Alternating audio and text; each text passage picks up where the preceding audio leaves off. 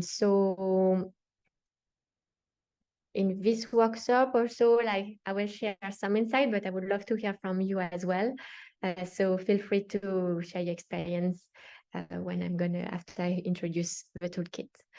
And I will share with you a lot of templates also that I've been working on over the past months that hopefully could be useful also for you. So I'm Melanie, I'm the CEO of ImpactHub Phnom Penh. I've been at ImpactHub actually for the past 8 years.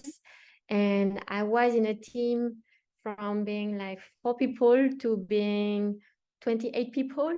So I can tell you also like the story of how it grew and how did we handle this big topic of capacity planning. So I hope that this toolkit will help you especially make better decisions in terms of resource allocation, help you also to design a program schedule that is spread out across the year. This is ideal, but sometimes it's hard to control. Also increase talent retention and ownership in the project that they are doing, and also be more confident in your budget calculation for your program. So we hosted a committee of practice where we were, as Tom said, we were like a few impacted part of it, and we bring up this topic and we share like, okay, what are the things that if you had to do again, that would be very useful to know for other hubs. I think one of the first lessons learned, it was to do pilot programs to help you understand the real cost. This was one of the mistakes we did at ImpactHub Phnom Penh. We got started with a 5 years partnership with one of our founders, and we budgeted the price of our pre-incubation to be like $6,000 per cohort. And then after we realized that actually, no, it requires much more time, much more efforts in terms of direct costs, in terms of time of a team commitment. And like with this $6,000 allocated to this program, we will never be able to cover all our costs. So start small, one project first, to really start like understanding what are the costs of running the program. Then don't forget overhead costs. This one is quite hard to allocate. Usually for us, we try to always put it by default, a 5-7% overhead cost at the end of the budget. However, if we know that they might not be interested in covering this cost, we try to increase our day rate so that at least it include the overhead cost inside the budgeting. But I would love to also hear your insight on how you do it. But yes, you have to be aware of like how much overhead costs do you have over a year, so that you can also see what are the budget you can allocate this overhead costs to. So this is usually the hardest ones to position, but it's really, really important. Then, so find the right capacity building approach. So this was a strategy that I followed at ImpactHub like 2-3 years ago. So we were running ImpactHub Phnom Penh for almost 5 years already, and we started having a very good reputation in the ecosystem. And this was also a time where I saw a lot of new government funding coming up and a lot of new players starting to emerge. And we always had this policy of like, let's hire later and let's get the money first. Until we actually did the other way around 2 years ago, of hiring first to get the money later. And this was kind of a bet in the future, but it kind of pays off. So let me show you a bit more in detail this story. So this is a very important topic. So this was ImpactHub Phnom Penh in 2015. Only like 5 people, but half of them part-time. Then I joined like actually in 2016. And then we grew a bit the team, a bit bigger. But then at this time, this is where the burnout happened, because we were 6 people. Actually, Alberto and Laura was still like part-time. And we were 5 ladies who were like working like days and nights, running like maybe like 7 programs at the same time. And it's really was really hard. And I almost did a burnout, and it was so hard. And I was like, oh my God, what's the point? I want to hire more people. But still, we didn't have so much money. 2019, still like not so much money. And then we had this mindset of we can't hire more people because we don't have a budget. And I think a lot of you might face this kind of session, this way of thinking. But then we started to hire a little bit more people. We rely on more like interns, more like part-time people as well to help us during this transition time where it was really a lot for us to handle. And then until one day, one partner told us, we don't want to work with you as your team is already very busy, and we are afraid that you will not be able to deliver a good quality program as you are already doing a lot. And this partner had a lot of money. And was the trigger for us to really like look again at the current landscape in the ecosystem and seeing that by not investing in human resources, we might actually lose potential programs to work with us. So we starting hiring a little bit more people in 2020, and then 21 we're starting even more, but mostly local talents. Some of them we started recruiting them, I would say, once we started applying for the program, because we were like, okay, I think we're gonna get this program, so let's invest in the recruitment and let's start training them, and they will be totally ready when the program gonna start. And then the first step of like when we recruit these people was to recruit first program managers. And when we hire them, we also ask them to write the proposal with us. So we told them like, okay, we recruit you because you have amazing skills, you have amazing attitude, and we want you to help us build the future of ImpactHub. And I see you can be part of it. And it gives a lot of ownership and also a feeling of responsibility to this program managers that sometimes feel that they are just doing one program and that's it. But in this situation, we put them already with a kind of a BD role from day one. And at first it can be a bit scary, but we also supported them in the whole design of a program, and they were more shadowing, I would say. So once we get the project, they were already very familiar with the project. They were already very familiar with the donors, because they already started joining some conversation. And for me, as a result, also, this have been the way to spread the emotional burden of fundraising, I would say, as a CEO, as leading the team, because sometimes it's very heavy to fundraise for a lot of people. But if you give them this fundraising mindset from day one, they will always have this. And even if they don't know how to write a proposal, they can still like be looking for contacts or refer it to you after. And one thing after what we did with this program manager, we tell them like, ImpactHub is actually shaped by these people. So if you care about sustainable agriculture, then we will actually look for programs related to sustainable agriculture. We invest in people that are here to stay. And as a result, actually, among the team, we have a very high, I would say, retention rate. And because they are passionate about these topics, they also have existing knowledge in each of these sectors that we are targeting. And we also tell them like, everyone is a storyteller. So it means that they can all post and are encouraged to post on their LinkedIn and their Facebook to present about their impact, their profile, so that it builds up their credibility, and also it's more seeds for the potential funders.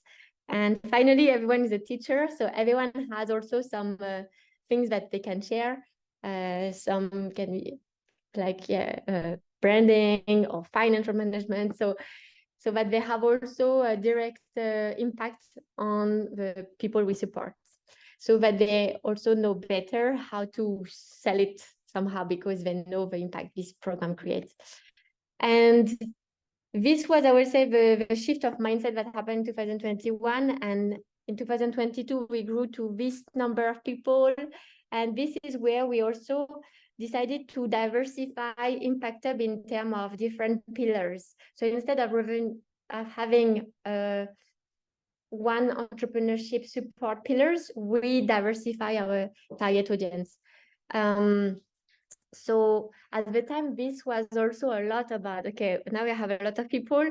So we ask ourselves, okay, who is doing what, when, and how much does all of this cost? So the effort of planning was really needed at this stage, until we grow to this year, like almost like 30 people. And now we started having processes that now could be used by other Impact Hub. So now I was talking about these pillars that I was mentioning you. So we have different target audience. So for example, the way now Impact Hub is working is that we have one of the head of department, and under the head of department, we support like mostly working with strategy and fundraising. Then we have some program managers, and then we have trainers that are sometimes actually either internal trainers or external experts. And then we have supporting roles that support across the different pillars. So we have one pillar where we support entrepreneurs, one pillar where we support like more entrepreneurial education, one pillar where we support more like content creators for good, one pillar where we support more like environmental education. So then each of them start having their target audience that they start knowing very well. And what happened now in terms of like knowledge sharing is that we created also this program manager council, so that they can also share knowledge across the different programs of like how to host program, how to design curriculum, how to like host a pitching night. So that then is all unified and like all uniformed across all the different pillars, and there is an impacted way of doing it. And actually these lead mentors, like it's not like we have 20 lead mentor and trainers. It's usually actually the same person who might be going across different programs, or maybe the head will become a lead mentor or a program manager, sometimes become a trainer. As I say, like everyone is a trainer. And then whenever to build our expertise in each of these pillars, we hire expert mentors who have some credibility in the sector that they are in, and these people are freelancers. So yeah, whenever it's like thematic expertise, we only rely on the freelancers. And then these people around are like more like the supporting roles. And so these were like a big and so as a result, by investing in this strategy, we managed to build different funding ecosystems, tap into different funding ecosystem, because we had stronger team in each pillar. However, this required an investment at first that now pay off, but it's also all depend on your funding landscape, and I cannot like recommend all of you to do this, because it really depends of like where is your ecosystem. For us, the government just announced that they had like a $10 million grant, and they are like really to invest in the ecosystem. So we knew that we had to position ourselves and to actually like show that we can actually deliver like bigger, larger program. The other thing to know is that maybe this thing, having 28 people is not the most sustainable thing ever. And having maybe a core team of like 20 people and having more freelancers might actually be the best model. This is actually where now we are heading toward, because it's a lot of cash burn rate, I would say, every month to maintain a team of 30 people. But so having, I would say, these experts, mentors as freelancers is actually like more sustainable in the long term. But so coming back to, this was a case study from Impact Up Phnom Penh over the years. And coming back to the lesson learned that we got during the program portfolio. So session, so let me click here. So that's why like now the strategy is that we try to have at least the people covered at least 50 to 70% by grant funding, or like quite like regular funding, and then have 20-30% of their salary to be covered by a consultancy project. So then with this way, we have a bit of margin, and we can still add these people whenever we apply for new proposal. The other option is also to hire after, once you have already secured your money, but then you will need to make sure you negotiate a gap between the signing of a contract and the start of a program, which is usually hard to have because usually the signing got always delayed and there's a lot of problem. So this is a bit harder. But for us, when we started like hiring a bit more, we really over-communicate this to every partners. We say like, now we have a lot of people to deliver programs. We are free. Please reach out to us. And actually things start coming over. Like we were doing all the events, we are already there. And then things actually like came quite fast. Another thing is that a mistake that we always sometimes make is that we budget for like the project implementation, but sometimes we forgot to budget for the project planning and the reporting that happen at the beginning and at the end. And this is actually very important that you have this buffer time, and even like explain it a bit longer, because like things always get delayed, I would say. So even if the most like 100% sure project confirmed, sometimes they can be also delayed. So plan this 15 days or 1 month buffer. And as the team grow and also your team capacity is increasing, it's also good to have some staff in your team that are specialized in more like thematic areas, such as circularity, food, health, agriculture, so that they can also build their own network in each of these thematics, so that it then becomes easier to mobilize, to source program participants, to mobilize partners, to invite people during pitch events. And the person also will build a bit more like thought leadership also in this area. So in terms of now tools that I would like to share with you, first, like usually for us in Cambodia, there is 2 funding time that are fundraising time periods. One from September to November to fundraise for the beginning of next year, and one from May to July to fundraise for the end, the second semester. So it's important to have like a half-year review of your needs in terms of staffing, of budgets, so that you can better like anticipate your future needs.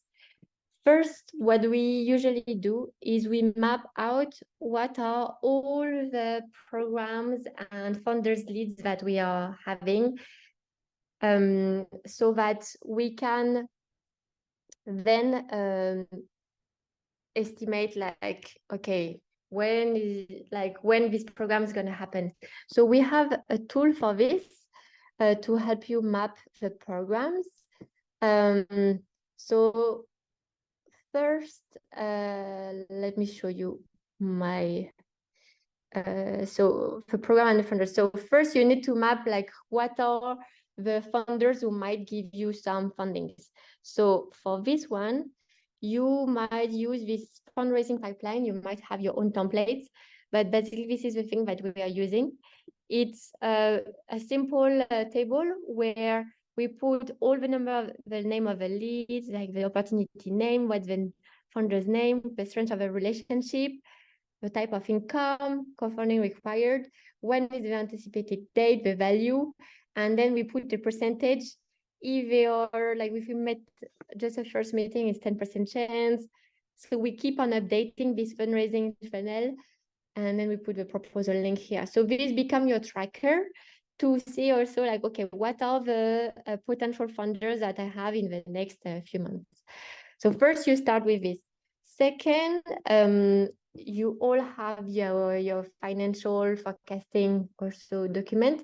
So this is the time also where you start making a budget of how much do you need when.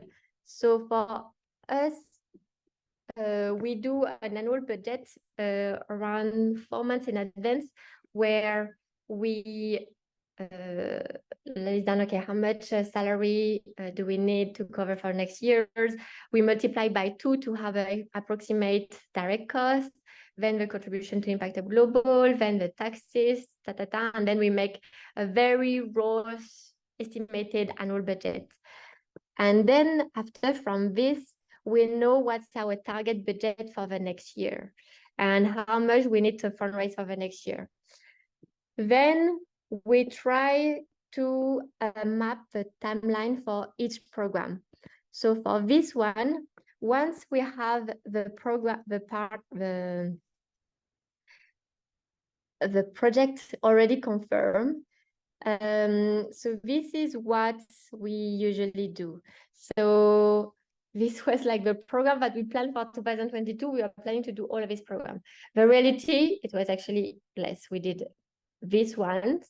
And then we try to do it by departments. Okay, so what's happening when, what's going to be the final pitch, the acceleration phase.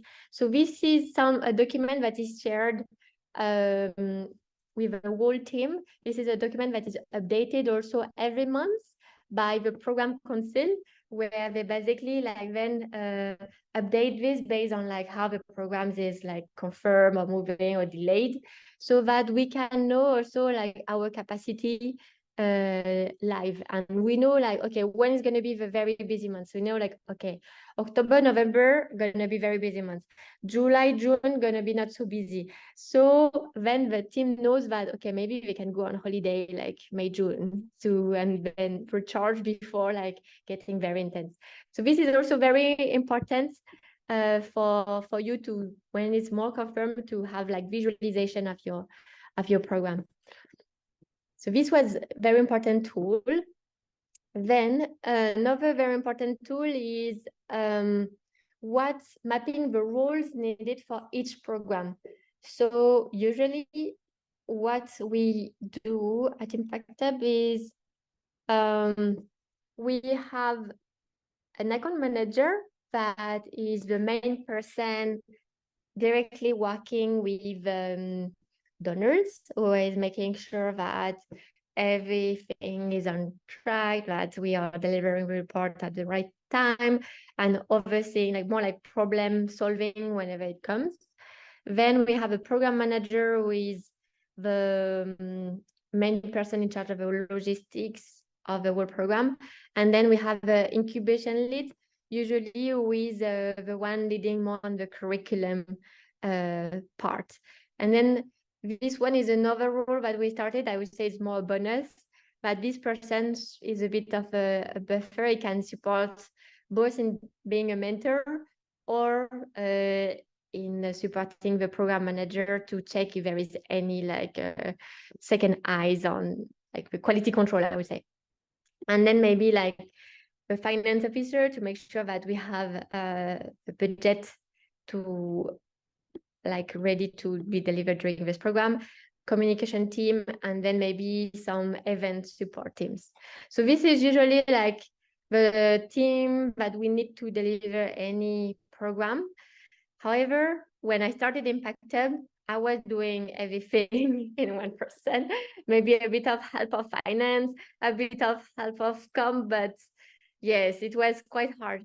This is more like to show you what kind of role can it evolve in the future once you have more resources, so that people start being more specialized into a specific role.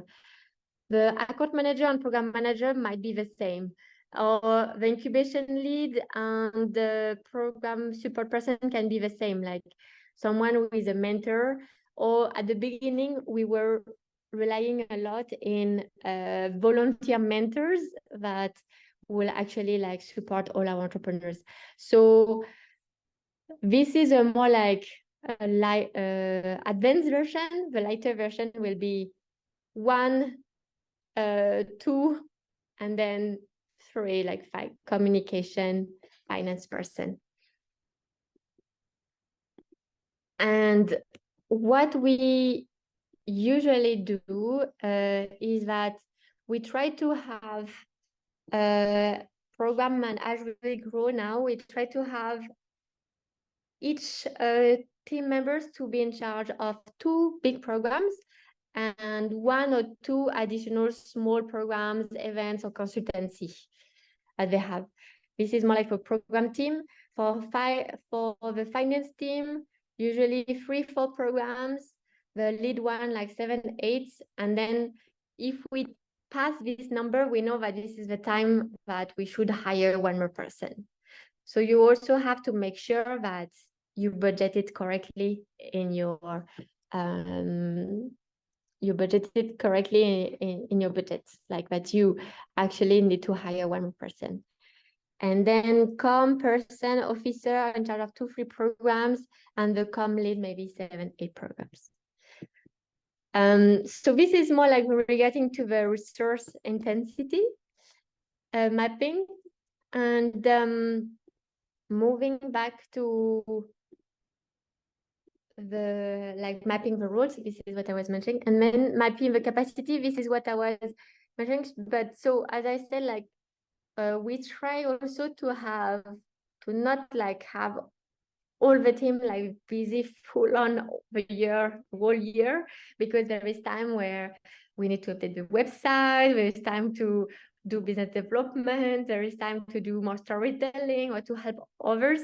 So it's a bit hard to always have all of them like 100%. So that's why it's important that you have higher margins so that you can cover this time where it's a bit like more of a buffer time. And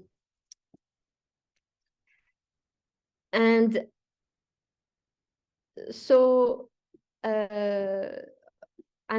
finally, for you, the final tool I want to share with you is map the people for each of the role, as well as who wants to do what and how much of the time is available. So one of the best way also to give ownership to people and to help them also in their career growth is just to ask them like, whenever we have actually a lead for any program, we drop it in our space and in our Slack, and then everyone have access to it. And we give a lot of ownership to each of the team members to tell them like, whenever you see like your program is coming to an end, this is your responsibility to raise up and to say like, hey, actually I might actually be finished in the next 6 months, and I like don't forget to add me to other new projects, and I would love to be involved in anything related to youth empowerment, to like climate education.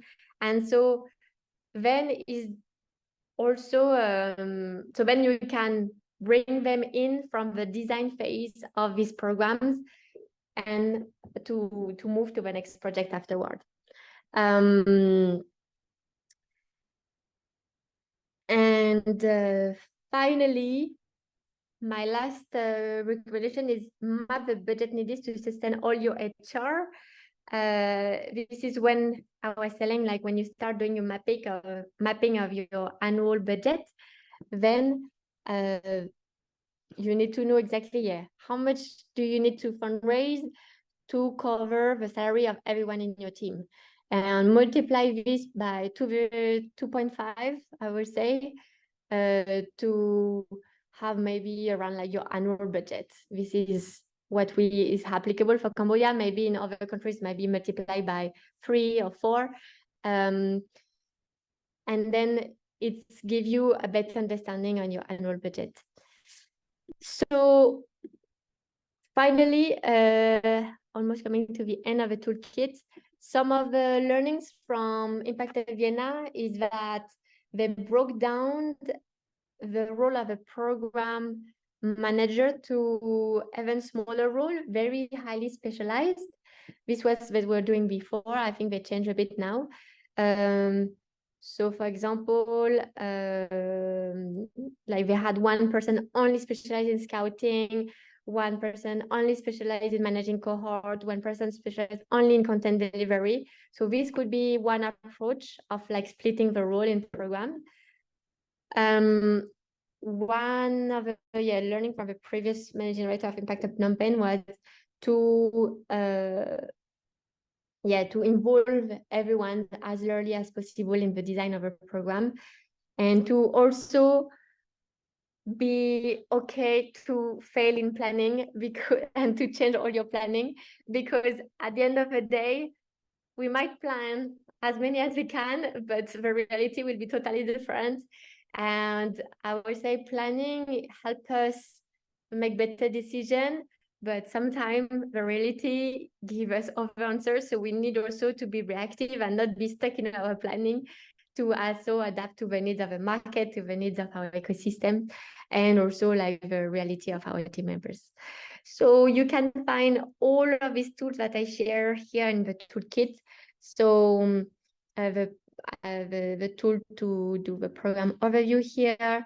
There is also this tool by Naila on program planning that they have been using as well, that Naila can share a bit more, where it helps you also identify your how many FTE do you need. So this is one template developed by Global. You can have, there is also like time tracker tools as well, like Toggle, Monday, or Asana.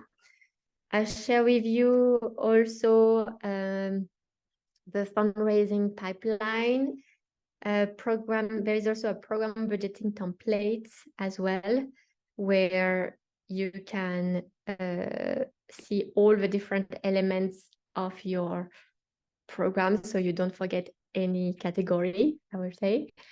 And there is also like in terms of mapping the people, like starting also looking at who is in your team, what are their skills, how do they want to grow. And I just want to show you this last framework that we use at Impact Hub. So we actually we recommend, this is like the 5 main activities you can do at Impact Hub. You can do either like program management, facilitation and mentoring, storytelling, design and creativity, curriculum design, or business development, account management. So we show this to our team members when they start, and we encourage them actually to explore different skills across the whole spectrum of skills that you need at Impact Hub, so that they can also start saying like, what does a career at Impact Hub could look like. And personally, I started like here. I actually I started as like junior in storytelling and communication. before I became a CEO over the past 8 years. And so I've been showing them that it's possible to start with storytelling, and then you move to program management, and then you start like doing a bit of facilitation, a bit of curriculum design. But for each different roles, you need to acquire new skills, maturity, experience, exposure, network, and you will be able to rely on your peers to help you go on this. And after each career, like year review, I ask them to fill out these stars in yellow for those that they have already completed, and in green where they want to be in the next years. So then I know how I should allocate them in the next project to fit also the career growth expectation. And a result also like then increase their engagement in the team. So yes, so this was a very long presentation with a lot of insight. I hope it was not too overwhelming, but I hope like then it was a teaser, I would say, for what you can explore on yourself.